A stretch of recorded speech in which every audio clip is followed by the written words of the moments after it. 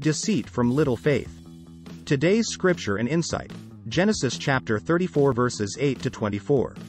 Hamor said to Jacob's sons, "My son Shechem has his heart set on your daughter. Please give her to him as a wife. Intermarry with us.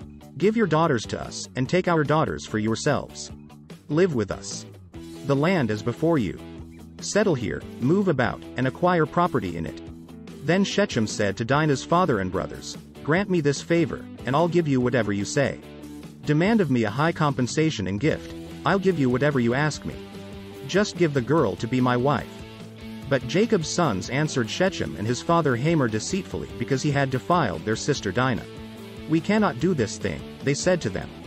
"Giving our sister to an uncircumcised man is a disgrace to us.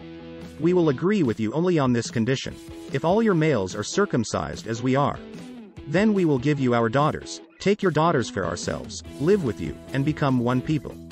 But if you will not listen to us and be circumcised, then we will take our daughter and go." Their words seemed good to Hamor and his son Shechem. The young man did not delay doing this, because he was delighted with Jacob's daughter.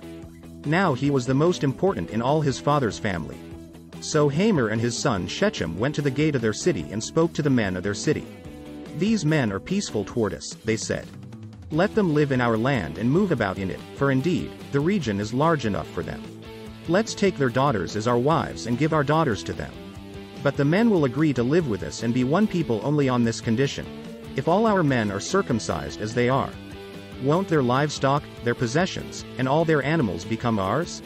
Only let's agree with them, and they will live with us." All the men who had come to the city gates listened to Hamor and his son Shechem, and all those men were circumcised.